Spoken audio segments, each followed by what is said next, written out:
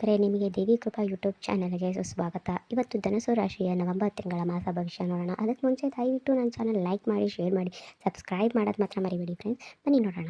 ಈ ತಿಂಗಳಲ್ಲಿ ನಿಮಗೆ ಯಾವ ಸವಾಲುಗಳು ಬಂದಿರುತ್ತೆ, ಆ ಸವಾಲುಗಳಿಗೆ ಪರಿಹಾರ ಹೆಂಗೆ ಮಾಡ್ಬೋದು, ಮತ್ತು ಏನು ಕೆಲಸ ಮಾಡಿದ್ರೆ ನಿಮಗೆ ಲಾಭ ಆಗುತ್ತೆ, ಏನು ಕೆಲಸ ಮಾಡಿದ್ರೆ ನಷ್ಟ ಆಗುತ್ತೆ, ನಾವು ಪರಿಪೂರ್ಣವಾಗಿ ಹೇಳ್ಕೊಡ್ತಾ ಇದ್ದೀನಿ. ಧನುಸು ರಾಶಿ ಅಂತ ಹೇಳಿದ್ರೆ ನಿಮಗೆ ನೆನಪಾಗುವಂಥದ್ದು ಏನು ಅಂತ ಹೇಳಿದ್ರೆ, ನಿರಂತರವಾಗಿ ಅವರು ಕಷ್ಟಪಟ್ಟು ದುಡಿಯುವಂಥದ್ದು, ಕಾಲಿಗೆ ಚಕ್ರ ಕಟ್ಟಿಕೊಂಡು ಬೆಳಗಿಂದ ಸಾಯಂಕಾಲವರೆಗೆ ಅವರು ದುಡಿಯುವಂಥದ್ದನ್ನ ನಾವು ನೋಡ್ಬೋದು. ಆದ್ರೂ ಸಹ ಅವರಿಗೆ ಮಾಡಿದ ಕೆಲಸಕ್ಕೆ ಪ್ರತಿಫಲ ಸಿಗ್ತಾರಲ್ಲ, ಅದರಿಂದ ಅವರು ಯಾವುದೇ ಕಾರ್ಯಕ್ಕೆ ಕೈ ಹಾಕಿದ್ರು ಸಮೇತ ಯಾವುದ್ರಲ್ಲೂ ಪ್ರತಿಫಲ ಅಷ್ಟು ಸುಲಭ ಸಿಗ್ತಾರಲ್ಲ. ಗುರು ಹಿರಿಯರ ಆಶೀರ್ವಾದ, ಮಾರ್ಗದರ್ಶನ ಅಷ್ಟೊಂದಿರಲ್ಲ ಅವರಿಗೆ. ಧನುಸು ರಾಶಿಯ ಅಧಿಪತಿ ಆಗಿರುವಂಥ ಗುರುವಿನ ಆಶೀರ್ವಾದ ಸಿಕ್ಕಿದಾಗ ಅವರು ದಿನಕ್ಕೆ ಅವರು ಒಳ್ಳೆಯ ಲಾಭವನ್ನು ಪಡ್ಕೊಳ್ತಾರೆ. ಒಂದು ಧನುಸು ರಾಶಿಯ ಮಿತ್ರರು ಮೇಷ ಮತ್ತು ಸಿಂಹ ರಾಶಿ. ಮಿತ್ರಗಳು ಕಟಕ, ವೃಶ್ಚಿಕ, ಮೀನ ರಾಶಿಗಳಾಗ್ತಾರೆ. ಇವ್ರುಗಳ ಜೊತೆ ವ್ಯವಹಾರ ಮಾಡಬೇಕಾದ್ರೆ ತುಂಬ ಎಚ್ಚರಿಕೆಯಿಂದ ನೀವು ವ್ಯವಹಾರ ಮಾಡಬೇಕಾಗುತ್ತೆ. ನಿಮ್ಮ ಅದೃಷ್ಟದ ಬಣ್ಣ ಕೆಂಪು ಮತ್ತು ಹಳದಿ ಬಣ್ಣ.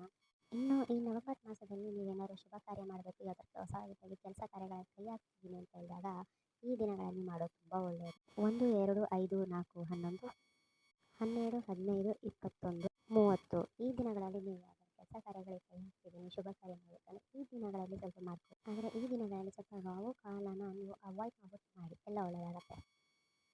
ಈ ಒಂದು ಧನುಸು ರಾಶಿಯವರು ಎಲ್ಲ ಥರ ಪಾಂಡಿತ್ಯರ್ತಾರೆ, ವಿದ್ವಾಂಸರಾಗಿರ್ತಾರೆ.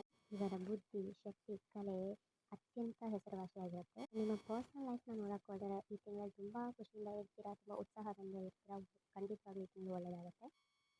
ಎಷ್ಟೇ ಸಮಸ್ಯೆ ಇದ್ರೂ ಅದನ್ನು ಧೈರ್ಯವಾಗಿ ಮುನ್ನುಗ್ಗಿ ಮಾಡುವಂಥ ನಿಮ್ಮಲ್ಲಿ ಇರುತ್ತೆ, ಆತ್ಮವಿಶ್ವಾಸ ಇರುತ್ತೆ, ಧೈರ್ಯ ಇರುತ್ತೆ. ಇನ್ನು ಹಣಕಾಸಿನ ಒತ್ತಡ ಎಂದಿನಂತೆ ಧನುಸು ರಾಶಿಯವರಿಗೆ ಇದ್ದೇ ಇರುತ್ತೆ. ಕುಟುಂಬದಲ್ಲಿ ಹೊಸ ಸಮಸ್ಯೆಗಳು, ಕೆಲಸ ಕಾರ್ಯದಲ್ಲಿ ಜಗಳ ಸಮೇತ ಆಗ್ಬೋದು. ಅದಕ್ಕೆ ಯಾವುದೇ ಕಾರಣಕ್ಕೂ ನೀವು ಈ ತಿಂಗಳಲ್ಲಿ ಆತ್ಮಧೈರ್ಯ, ಆತ್ಮವಿಶ್ವಾಸವನ್ನು ಯಾವುದೇ ಕಾರಣಕ್ಕೂ ಕಳೆದುಕೊಳ್ಳಕ್ಕೆ ಹೋಗಬೇಡಿ. ಆತ್ಮವಿಶ್ವಾಸ ಅನ್ನೋದು ನಿಮ್ಮಲ್ಲಿದ್ದರೆ ಯಾವುದೇ ಕಾರ್ಯವನ್ನು ನೀವು ಆರಾಮಾಗಿ ಮಾಡ್ಬೋದು.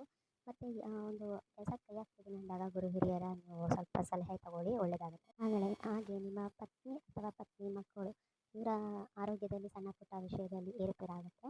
ಈ ತಿಂಗಳ ಮಧ್ಯದಲ್ಲಿ ಅಂದರೆ 16ರಿಂದ 20ರವರೆಗೆ ನಿಮಗೆ ಅನಿರೀಕ್ಷಿತ ಫಲಗಳು ಸಹ ಉಂಟಾಗುತ್ತೆ. ವ್ಯವಹಾರದಲ್ಲಿ ಪರವಾಗಿಲ್ಲ, ಅದಕ್ಕೆ ನೀವು ತುಂಬ ತಲೆ ಕೆಡಿಸ್ಕೊಳ್ಳುವಂಥ ವಿಷಯ ಏನಿಲ್ಲ. ನೀವು ಮಾಡುವಂಥ ಕೆಲಸದಲ್ಲಿ ನಿಮ್ಮ ತಾಯಿ ಅಥವಾ ಪತ್ನಿ ಜೊತೆಗೆ ನೀವು ಮಾಡೋದ್ರಿಂದ ತುಂಬ ಯಶಸ್ಸು ಗಳಿಸ್ತೀರಾ. ಕಾನೂನಲ್ಲಿ ನಿಮಗೆ ಹಣಕಾಸಿನ ವಿಷಯದಲ್ಲಿ ಇಲ್ಲ, ಪ್ರಾಪರ್ಟಿ ವಿಷಯದಲ್ಲಿ ನೀವು ಸ್ವಲ್ಪ ನವೆಂಬರಲ್ಲಿ ಯಾವುದೇ ನಿರ್ಧಾರ ತಗೋಬೇಡಿ, ಎಡವಟ್ಟಾಗುತ್ತೆ ಅದು. ಇನ್ನು ಜಾಸ್ತಿ ಮೊಬೈಲ್ ನೋಡ್ಕೊಂಡು ಕುತ್ಕೋಬೇಡಿ. ನೀವು ಮೊಬೈಲ್ ನೋಡಿಕೊಂಡು ಫೇಸ್ಬುಕ್, ಇನ್ಸ್ಟಾಗ್ರಾಮ್ ನೋಡ್ಕೊಂಡಿರೋದ್ರಿಂದ ನಿಮ್ಮ ಟೈಮ್ ವೇಸ್ಟ್ ಆಗುತ್ತೆ ಹೊರತು ಇನ್ನೇನು ಸಿಗಲ್ಲ. ಇನ್ನು ವೃತ್ತಿಗಳಿಗೆ ನೀವು ಸ್ವಲ್ಪ ಗಮನ ಕೊಡಿ.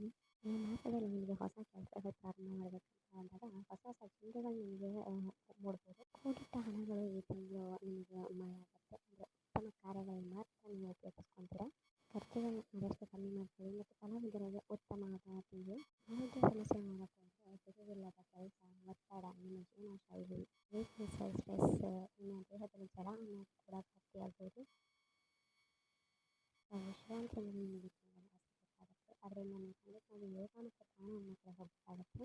ಇನ್ನು ನವೆಂಬರ್ 1ರಿಂದ 15 ಒಳಗಡೆ ನೀವು ಯಾವ್ದಾದ್ರು ವ್ಯವಹಾರಗಳು ಮಾಡೋವಂಥವ್ರು ಸ್ವಲ್ಪ ಹುಷಾರಾಗಿ, ಯಾವಷ್ಟು ಮಾತಾಡ್ತೀವಿ, ಇದರಿಂದ ನಮಗೆ ಲಾಭ ಆಗುತ್ತಾ ನಷ್ಟ ಆಗುತ್ತಾ ಏನು ಅಂತ ಹುಷಾರಾಗಿ ಯೋಚನೆ ಮಾಡಿ ತುಂಬ ನಿರ್ಧಾರ ತಗೊಳ್ಳಿ. ಯಾರನ್ನೋ ನಂಬಿ ಹಣ ಖರ್ಚು ಮಾಡಿಕೊಂಡು ಆಮೇಲೆ ಆಕಾಶ ನೋಡುವಂಥ ಪರಿಸ್ಥಿತಿ ಸಮೇತ ನಿರ್ಮಾಣವಾಗ್ಬೋದು. ಕೆಲವೊಂದೊಂದು ನಿರ್ಧಾರದಲ್ಲಿ ನೀವು ದುಡುಕಿ ತಗೊಂಡ್ಬಿಡ್ತೀರಾ, ಅದರಿಂದ ಮನಸ್ಸಿಗೆ ನೆಮ್ಮದಿ, ಶಾಂತಿ ಅನ್ನೋದಿರೋದಿಲ್ಲ. ಅನುಭವ ಇರುವಂಥವ್ರನ್ನ ನೀವು ಆದಷ್ಟು ಸಲಹೆ ತಗೊಳ್ಳಿ, ದೊಡ್ಡವ್ರ ಸಲಹೆ ತಗೊಳ್ಳಿ. ನೀವು ಪ್ರಯಾಣದಿಂದ ಅನುಕೂಲ ಆಗುವಂಥದ್ದು ಇದೆ ಧನುಸು ರಾಶಿಯವರಿಗೆ.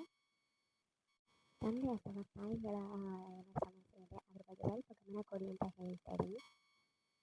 ನವೆಂಬರ್ 14ರಿಂದ 30ರವರೆಗೆ ನೀವು ಒಂದಷ್ಟು ಪ್ರಾಪರ್ಟಿ ಖರೀದಿ ಮಾಡುವಂಥ ಯೋಗಗಳು ಮತ್ತು ಎಲ್ಲರೂ ಹೊರಗಡೆ ಹೋಗಿ ಊಟ ಮಾಡುವಂಥ ಯೋಗಗಳಿದೆ.